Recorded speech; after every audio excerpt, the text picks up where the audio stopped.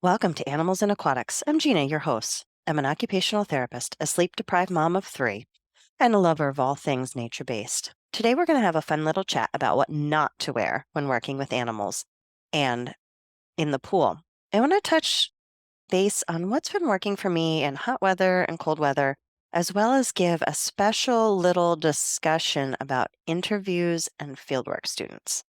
Now, I just have to give a disclaimer. I'm not sponsored, at least yet, by any of the companies, brands, or stores that I'm going to mention when talking about clothes or where we found some of the products that have been working with us. And why I think it's really important to have this discussion is because we are representing occupational therapy when we're out there working. And this discussion about what not to wear is important when we want to have a professional look that's functional in our specific setting. And since working with animals and aquatics require a little bit of a different uniform or outfit, I think it's important to have that discussion because I know it's something that I've thought about a lot of like, how do I pull this all together and look professional while still being able to move and get around and do what I need to do? So, first, what not to wear, animal edition. Anything you want to keep clean, anything that's going to stay wet, things that show dirt and hair easily. Yes, I'm talking to you, polar fleece. It's getting to be shedding season, and polar fleece is the worst thing to wear around the barn. Everything sticks to it. Open-toed shoes, clean white sneakers, high heels, anything like that. What's been working for me in hot weather? I like hiking pants for the pants that I'm going to wear. Sun guard shirts have worked really well. A business polo shirt with cool wick material. I think that gives a really professional look. And hiking pants can come in a variety of different colors. So you can have khaki hiking pants and your polo shirt, or you can go with black on the bottom and then your polo shirt there. I prefer hats to sunglasses. I feel like with sunglasses, I feel like my peripheral is a little bit restricted. I like to have more open field of vision. I also find with most sunglasses that it restricts the way that I'm going to connect with the clients. I really want that eye contact, that face-to-face look. I do occasionally wear sunglasses, but that's not my favorite. I don't like to. So I do prefer hats if I really need some protection from the sun or from my eyes. I don't wear shorts, but I do know some other therapists who like to wear shorts. Now, some of this will depend a little bit on your climate. I've definitely spoken with some of my colleagues in Florida, and they say, yep, shorts are a must. And then I've spoken with other people that say, no, they actually prefer long pants as far as protection, no matter where they are. And again, those kind of lightweight, cool wick materials that are out there, the performance materials, can really be effective in helping keep us cool. I do have a couple pairs of pants that are hiking pants that have an insect guard sprayed on them. And so that can help me when we're doing some work in taller grass areas. And the ticks are a problem. Where I live, there's a lot of issues with ticks and tick-borne diseases. So for me, in those specific areas, I do think that those types of pants are worth it for me. I still wear boots. I like hiking boots for our nature-based sessions with our therapy goats, and I wear Ariat all-terrains when I'm at the stable. I found that they give me a good amount of support. If I need to do something with one of the horses, I have the right shoes on, but they're also really comfortable to walk in if I'm going to be walking for a couple hours. So that is my preferred footwear. I like to have something a little bit heavy duty on and something that's really going to handle whatever terrain I'm on. Again, I do know therapists that treat in sneakers, and that's comfortable for them, especially if they have any orthopedic needs, then maybe sneakers are a little bit of a better fit for them.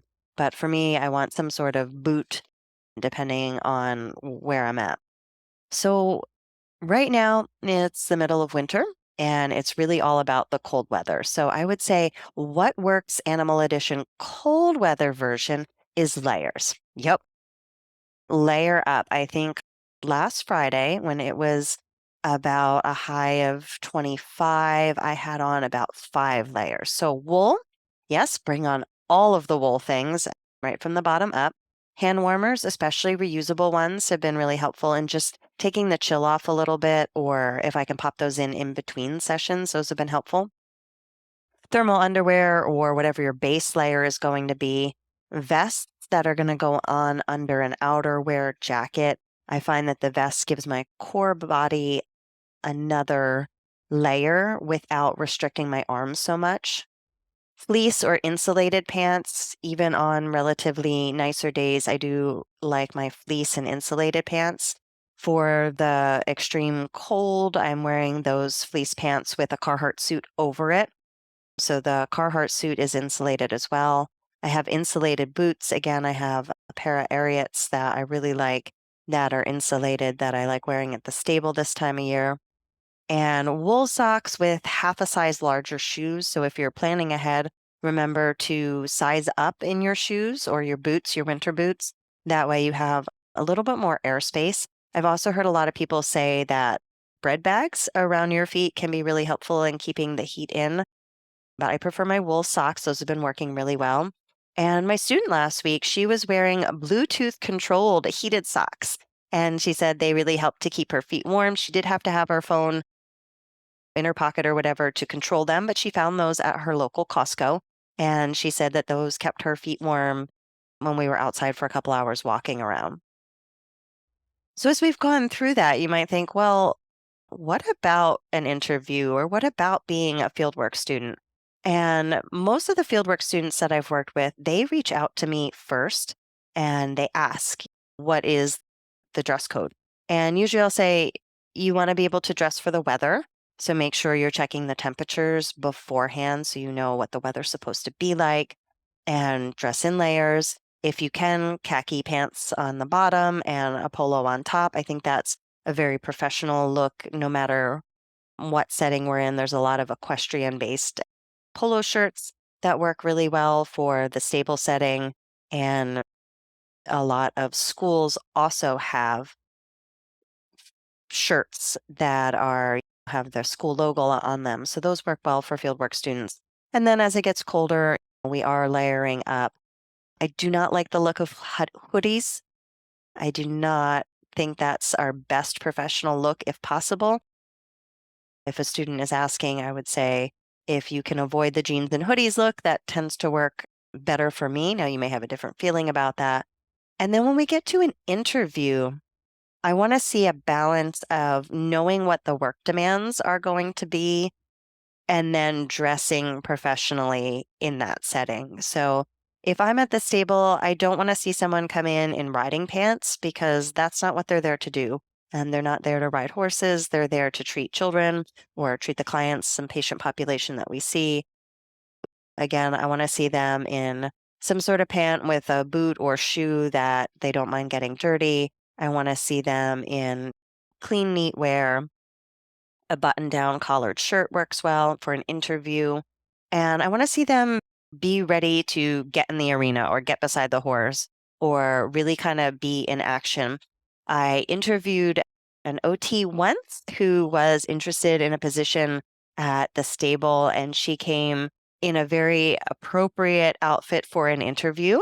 If you were maybe working a more clinical job, so she had on a suit with a skirt and high heels. And at the barn, it just felt very, very out of place. So she was dressed for an interview, but she wasn't necessarily dressed for an interview at a stable. So just thinking about what is that best professional look that you could have when going to an interview for the setting.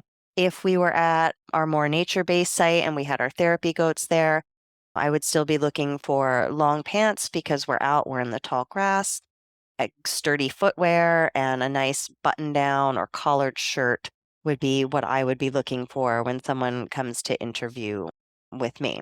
So now let's take a moment and talk about water. We could be talking about aquatics in the pool. We could be talking about a lake or ocean. And let's start again with what not to wear. A bikini or a revealing suit, Speedos or swim briefs for men who are treating, cotton shirts over your swimwear.